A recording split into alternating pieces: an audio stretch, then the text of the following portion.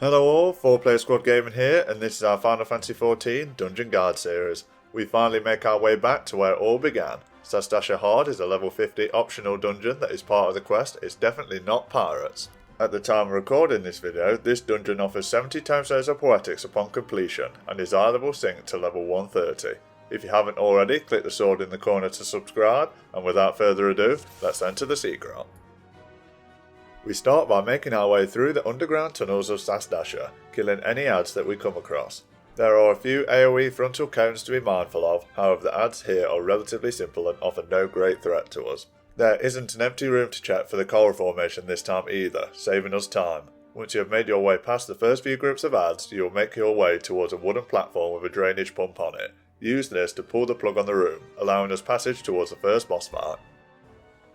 Karlabos is our first boss, and just imagine finding that at the bottom of your bath after pulling the plug. Anyway, start this fight as normal with the tank gaining enmity and facing it away from the party.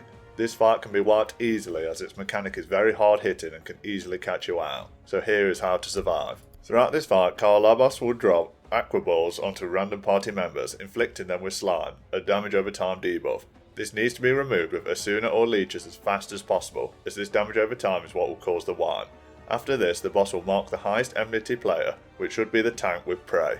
Prey will stun the target after its countdown, however this can be passed to other players by physically running into them. It is recommended to pass this to a DPS party member to allow the tank to keep enmity, and they can also interrupt the next ability Tailscrew. Tailscrew will target a non-tank party member and will cause 99% health damage. Any player left with the slime debuff will be killed. The tank can either interrupt Tailscrew, or if the slime debuff is removed, the healer can fully heal that player back to health. We need to deal damage whilst this is happening, and this mechanic repeats until Karlabos is down. Once defeated, pick up your loot and proceed. The next section of the dungeon is Add Heavy, with numerous different types. There are a few frontal cone AoEs and point blank AoEs to be mindful of here. Again, there is nothing here too testing, so keep making your way through until you see the Drowned Wench and Brine Balls ahead. The Drowned Wench here will continually spawn the brine balls, which will heal her and the courtesans if they reach them. The aim here is to pop the brine balls before they have a chance to heal. We should focus the wench. When she is down, the brine balls will stop spawning, making for easier kills on the rest of the adds. The next area is more of the same. After you have cleared this area, open the door towards the Dead Man String, and unfortunately not a cocktail bar. This is the second boss fight. Time to welcome back Captain Madison. Looks like he's done something different with his hair.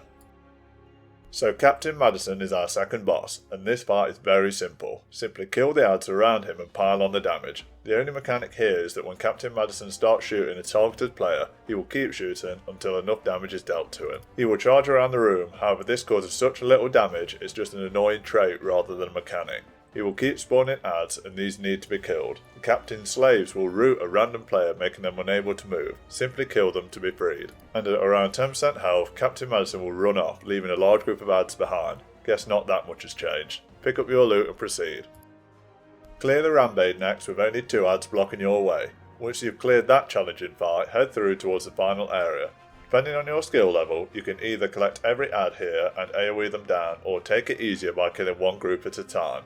Healers need to be on their toes if you plan on doing the full area at once. There are plenty of column AoEs to avoid, and the damage output from the adds is surprisingly high. Once cleared, first mate Hairstem appears. We need to kill him quickly as he'll keep spawning more and more adds to help him. The faster you kill him, the less adds he spawns. Simple. After you have killed the first mate, head on through to the final boss and enjoy the short cutscene.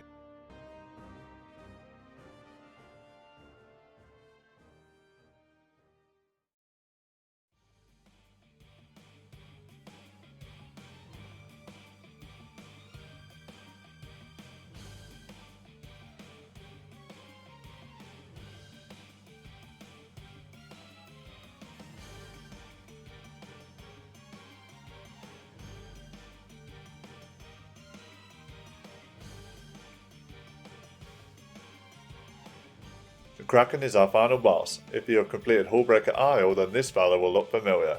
Firstly, we must thank him for ridding us of Captain Madison. There is no greater dishonour than being backhanded by a Kraken. Start the fight by dealing damage to the main body of the Kraken. In the small pools around the fight area, you will notice Kraken arms and tentacles appear, and similar to the last fight in Hullbreaker Isle, we must deal with these accordingly. It is recommended here to completely ignore the tentacles. They can throw you around, however if you stay out of their range, they will only ranged attack the tank, which is more than manageable. The DPS should aim to kill the arms as they appear, and once all arms are killed, the Kraken will enter a stunned phase, allowing greater damage to its main body. The inkjet mechanic can be totally ignored. This fight will be long enough without the party running around avoiding this low hitting AoE and possibly being grabbed by a tentacle. The priority here is to kill the arms as they appear, heal through the damage they cause, and focus the Kraken's main body when it is stunned, or whenever you can gain uptime, and before long the Kraken will be sent packing.